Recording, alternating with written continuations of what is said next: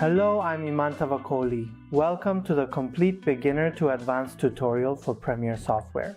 In this session, I want to teach you about the software environment, the initial settings, and how to create a project.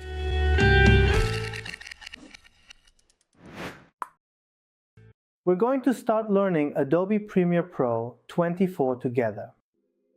Before I get into the project, let me tell you about this option. Recent is where your previously saved files are, and you can reopen them from here. If you're using Premiere for the first time or just started working with it, this section will obviously be empty for you, okay? Now, before I get into the project, let me mention one thing. You need to organize your work into folders. That means if you've worked with Photoshop, the PSD file, you can transfer Photoshop from one PC to another and it will work. But this doesn't happen with Premiere. If you want to move a Premiere file to another system, it won't show up. In what case will it show up? If you have securely stored and backed up all of your files on your external hard drive or a USB flash drive, and then physically move that device. In this section, we're going to organize folders. The first part is the archive, where you put any audio, effects, or images you've downloaded from the internet into the archive folder. The next section is called Rash. Rash is a term used at the end of Persian sections, but in English, or actually in English-speaking context, it's called footage.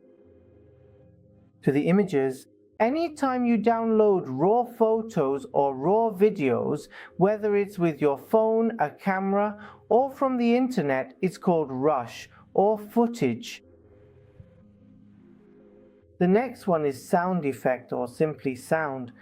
Sometimes when we film, we actually record our rush separately as video and we record the sound separately as well. This way, I create one folder for the rush and another folder for the sound. In the end, what you have is the file, which is the Premiere save file, and then new refers to the output or export, which is the final output from Premiere. So once we've organized and worked on this archive, now we move on to the project section. When I click on New Project, this kind of page opens up for me. Here I can create the name of my project.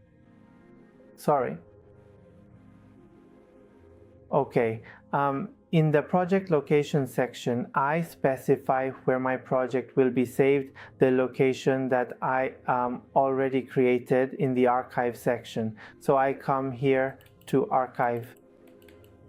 I save it in the file section.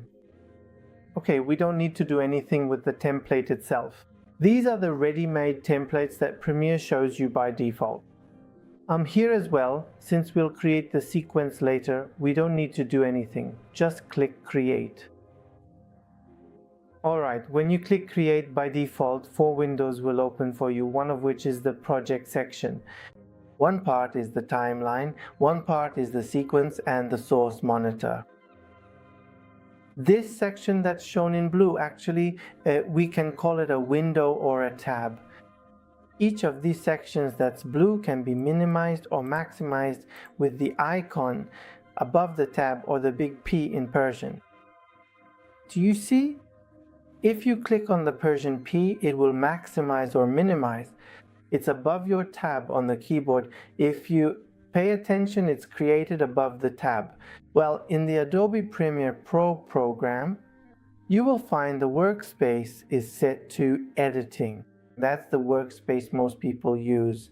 Now, if I select all the panels, this actually shows my work. Another editor would really have to be stupid to show so many menus for themselves and have them visible. Well, after that, there are different presets for audio, color, effects, and learning. For example, this workspace option is usually for professionals who work on television series. Not even just for cinema, but those who work on series, they actually set their workspace to this mode to help with their editing. This ensures that every tool they need is available for better efficiency. Usually if you're editing a commercial teaser or even a film, you just select editing and it works fine. Now under the standard default settings, if you notice that the system lags a bit and I manually click on the reset button located right here, you will see that the entire editing section will eventually update accordingly. This also works entirely based on that. So if I want to create a new workspace, for example, I make some changes here, move this panel up here, and I want to create a new workspace under my own name. I go to the Save New Workspace section, name it Iman, and click OK. In your workspace section, there will always be one created here. Okay? Now I go to the editing section. Alright, I'll reset it once so it goes back to the default state. Now, if I want to delete the workspace I created, I go to Edit Workspace, select that section, and I can click Delete. Even in the Edit Workspace section, you can take these and move it around. See? Move it around. Guys, keep in mind that the workspaces provided by Premiere itself cannot be changed or deleted at all. You can only delete the workspaces that you have created yourself. So keep this point in mind, okay? Alright, the project menu is where you place your videos into the timeline and you can see its default view. Okay? Now let me open a sample project. For example, I'll come here and click on Close Project. Let's say I'll open this one, for example. This is a project I had worked on before. Do you see this menu? If you take a closer look at the screen, it shows me all the various projects that I've used in my professional creative workflow here. This specific menu is known as the timeline menu, which is the central area where you can easily use and add everything from high quality audio tracks to high definition video clips, and even detailed text subtitles for your production. The top menu is the output menu or output sequence, which gives you a clear real-time preview here of whatever happens in your timeline. Guys, this part, the timeline, might be called sequence in, actually, foreign videos, they call it sequence, sequence, or sequence. So this is also called the timeline sequence. So don't think that, for example, in Premiere, in After Effects, instead of sequence, we say composition or composite. So yeah, keep that in mind. We either call it a timeline, a sequence, or in After Effects, we also call it a composite. This menu at the top shows your output. It displays everything that's happening in your timeline. The menu on the left, which is the source monitor, is where you can preview your video. We'll get into these things later, man. I'm going to give a lot of explanations in the upcoming sessions, but for now, I just want to give a general overview that here you have a preview. You can view your rushes, the videos you are working on, and it shows you their preview. This is where you do your editing and work. This is also where it gives you the output. Let's go to the initial settings section. Now, for example, I'm going to go ahead and click on Close Project right here, since I simply don't have any need for it anymore. Let's also take a moment to open up a brand new one as well. Moving over to the Edit section, I will open up the Preferences menu and then navigate into General. Okay guys, please keep in mind that you have the ability to change all of your specific settings within this particular section whenever you need to. In the Appearance section, you can set this to light or dark mode. Why are the screens in Premiere and After Effects usually darker than even Photoshop or Illustrator? It's because, like in a cinema, when you enter, everything is dark and you just see the cinema screen.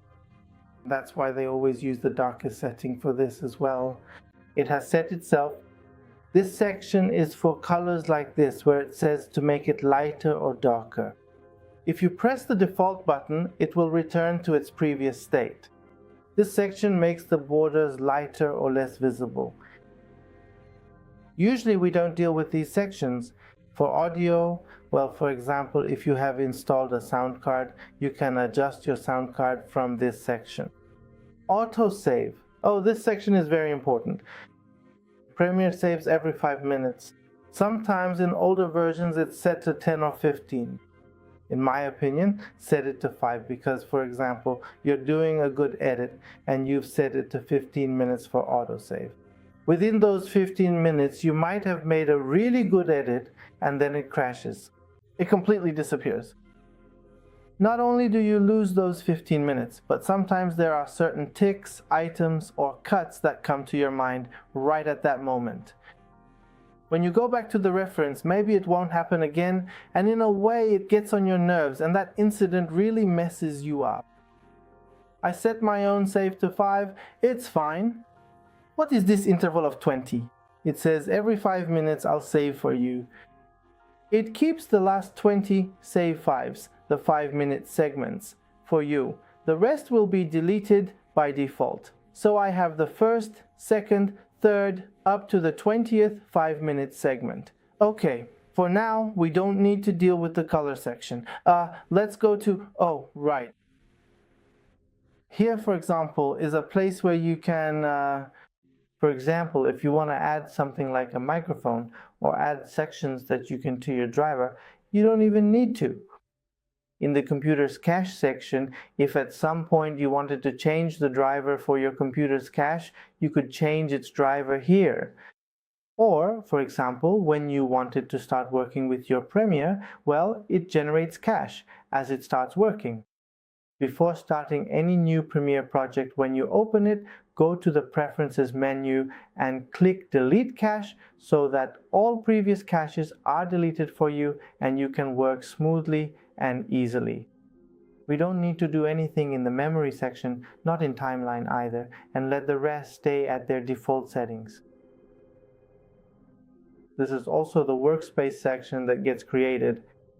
Let me talk to the men about Workspaces.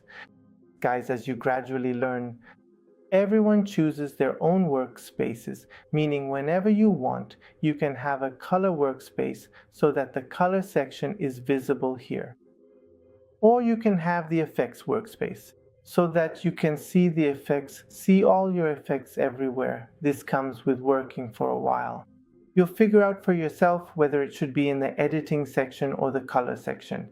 Is it in the menu as a single line or multiple lines? When you click,